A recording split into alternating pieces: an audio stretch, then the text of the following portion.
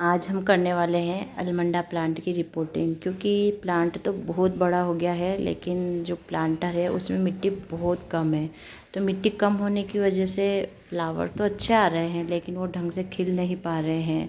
और साथ में जो हम पानी देते हैं, खाद देते हैं, जैसे लिक्विड खाद देते हैं तो वो टिक नहीं पाता है, थोड़ी मिट्टी होना ज़रूरी है।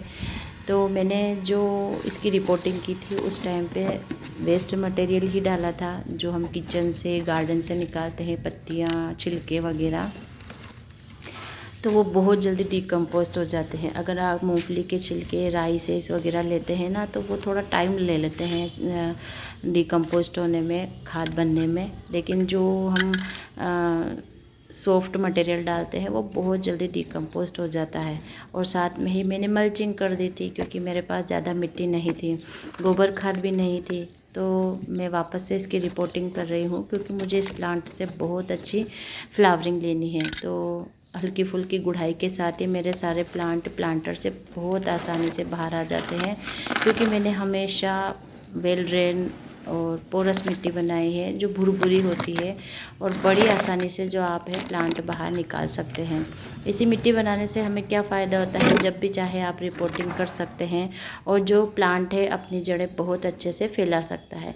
देखिए इतनी कम मिट्टी में भी प्लांट फ्लावरिंग कर रहा है। और आप देख सकते हैं जो अलमंडा प्लांट होता है वो बड़े बड़े फूल खिलाता है। तो बड़े फूल के लिए ज़्यादा खाना, और जो परमानेंट प्लांट होते हैं उनके लिए थोड़ी अच्छी खासी खाद की ज़रूरत होती है, क्योंकि लगभग 8 से 10 महीने ये प्लांट फ्लावरिंग करते हैं और पूरे साल भर, मतलब कई सालों तक ये प्लांट हमारे गार्डन में बने रहते हैं। जब आप प्लांट को छोटे से पॉट में लगा रहे हैं, मिट्टी भी कम ले रहे हैं और खाद भी कम दे रहे हैं, तो प्लांट कैसे बढ़ेगा। लेकिन दोस्तों फिर भी मेरे जो वेस्ट मटेरियल था वो डिकम्पोस्ट हो गया, वो खाद में कन्वर्ट हो गया, तो वो मेरे प्लांट को जो है चला रहा था। लेकिन जो मैं वाटरिंग कर रही थी, ड्रेनेज बहुत सारे हैं, जो वाटरिंग कर रही थी वो भी नहीं टिक पा रही थी, क्योंकि सारी मिट्टी एकदम से ऐसी है कि पानी डालते ही सारा पानी बाहर आ जाता है। तो थोड़ा सा मैंने इसके लिए सोचा कि थोड़ा सा और वापस से रिपोर्टिंग कर देती हूँ। गार्डन से अभी बहुत सारा जो है कचरा भी निकला है, तो उसको भी यूज़ में लेना है।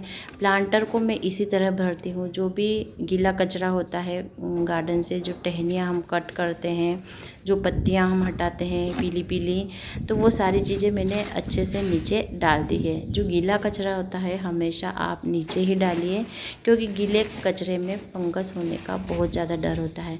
आप किसी भी परमानेंट प्लांट की रिपोर्टिंग इस तरह से कर सकते हैं।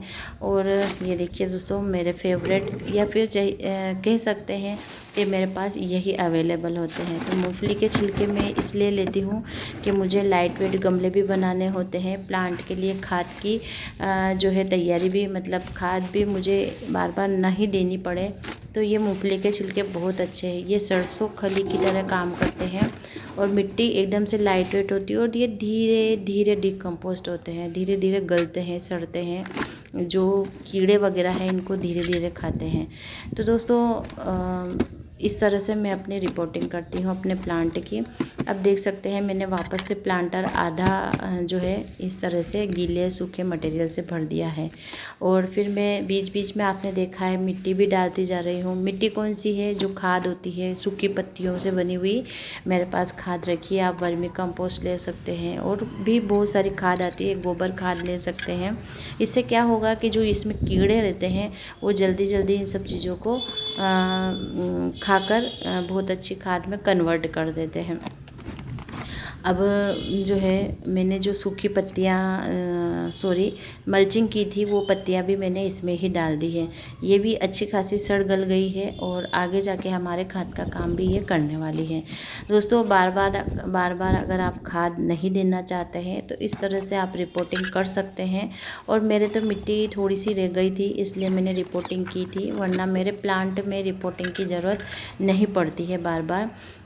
जो रूट बॉन्डिंग होती है तो ही ही मतलब रूट बहुत ज़्यादा फैल जाती है प्लांटर में, तब मैं करती हूँ, क्योंकि रूट जो है, जड़ें जो है वो सारे मिट्टी को दबा देती है, खींच कर पकड़ लेती है। तो क्या है, पानी खाद जो भी हम देते हैं वो जड़ों तक या फिर पूरे प्लांट तक, मिट्टी तक नहीं जा पाता है, और फिर जो है प्लांट अच्छे से नहीं चल पाता है। तो बहुत ज़्यादा जड़ें तो नहीं फैली थी, लेकिन प्लांटर में ये आ नहीं रहा था, तो मैंने सोचा आज ये काम भी कर देते हैं। रूट बॉन्डिंग मतलब रूट की कटिंग भी कर दी है। जो मेन जड़ें होती है उनको हम छेड़छाड़ नहीं करेंगे।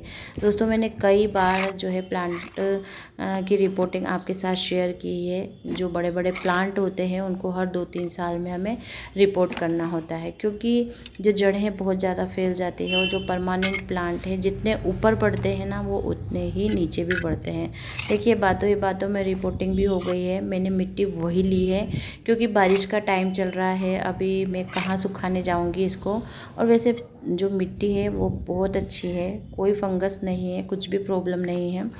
प्लांट में जो है मेरे कोई प्रॉब्लम नहीं आ रही थी, सिर्फ मिट्टी प्लांट जो है उसमें मिट्टी, प्लांटर में मिट्टी कम रह गई थी। तो मैंने थोड़ा सा, और इसमें देखिए मिट्टी मैंने बिल्कुल भी अभी यूज़ नहीं की है, नीचे नई मिट्टी यूज़ नहीं की है, वो ही चल रही है। सिर्फ मैंने वेस्ट मटेरियल डाला है, जो गार्डन से हमारे कचरा निकलता है, रिसाइकलिंग चलती है। गार्डन से चीज़ें ली, गार्डन में ही यूज़ की और गार्डन में ही वापस से, इस तरह से रिसाइकलिंग चलती रहती है। एक बार आपने गार्डनिंग शुरू कर दी तो आपको ये सारी चीज़ें समझ में आने लग जाएगी। अच्छे से दबा दबा कर ये सब चीज़ें आपको भर देना है मिट्टी को, क्योंकि नीचे हमने वेस्ट मटेरियल डाला है तो ठहराव कहाँ से आएगा। तो ठहराव लाने के लिए हमें मिट्टी को अच्छे से दबा दबा कर भर देना है। अब जो आगे मैं मिट्टी यूज़ करूँगी वो भी आपको मैं बता दूँगी। मैंने कई बार आपको अपने प्लांट की रिपोर्टिंग करना बताया है। तो जो अगर आपके पास मूंगफली के छिलके मेरे पास पिसवा के रख रखे हैं, आपने राई सेस ले सकते हैं, आप चाहे तो कोकोपीट भी ले सकते हैं। कोकोपीट अगर आपके पास हो तो, मैं नहीं यूज़ करती हूँ, तो वो भी आप ले सकते हैं। जिससे क्या होता है, मिट्टी अच्छी सी वेल ड्रेन होती है, पोरस हो जाती है, भुरभुरी हो जाती है। अगर आप चाहे तो रेत भी ले सकते हैं। मेरे यहाँ की मिट्टी में रेत होती है तो मैं रेत यूज़ में ही नहीं लेती हूँ। देखिए दोस्तों, हर जगह की मिट्टी अलग अलग होती है। चिकनी मिट्टी के साथ रेत को मिलाना वाजिब है, लेकिन अगर मिट्टी ही अच्छी खासी हो तो आपको बार बार इन चीज़ों को यूज़ करने की ज़रूरत नहीं पड़ती है। जब भी आप मिट्टी को यूज़ करें तो क्या करना है, आपको हल्के से उसमें उसको धूप दिखा देनी है। धूप दिखाने से क्या होता है कि प्लांट जो है अच्छे खासे से मिट्टी जो अच्छी खासी रिचार्ज हो जाती है, और उसमें जो कीटाणु होते हैं सारे ख़त्म हो जाते हैं। अब क्या करना है, प्लांट से फ्लावरिंग भी लेनी है, तो हम इसमें थोड़ा सा, मेरे पास कंडे रखे हैं तो मैं साइड में बिल्कुल कॉर्नर पे उनको मसल के डाल रही हूँ, जो मेरे खाद का काम भी कर देंगे, और साथ में ही केले के छिलके भी मैं दे दूँगी जो पोटेशियम का काम कर देंगे। दोस्तों, गोबर की खाद में सर्व गुण संपन्न होती है, लेकिन मेरे पास अभी खाद नहीं है तो मैं कंडे का यूज़ कर रही हूँ, क्योंकि आगे आने वाले टाइम में प्लांट को खाद की ज़रूरत होगी। और जो टहनियाँ हैं इसको भी मैं कट कर रही हूँ, जिससे कि हल्की फुल्की कट कर रही हूँ, नहीं तो फंगस लग जाएगा। तो इससे क्या होगा कि नई नई ब्रांचेस निकलेगी और फिर ढेरों फ्लावरिंग होगी। दोस्तों, बातों ही बातों में कटिंग भी हो गई है, रिपोर्टिंग भी हो गई है, और बहुत आसानी से मैंने सारा काम कर दिया है। तो इस तरह से मैं रिपोर्टिंग करती हूँ। अगर आप चाहें और आप सीखना चाहें तो इस तरह से आप रिपोर्टिंग कर सकते हैं, और मैंने इनके अपडेट भी कई बार शेयर किए हैं। तो वीडियो कैसी लगी बताइएगा ज़रूर, कमेंट करिए और शेयर लाइक भी कीजिए।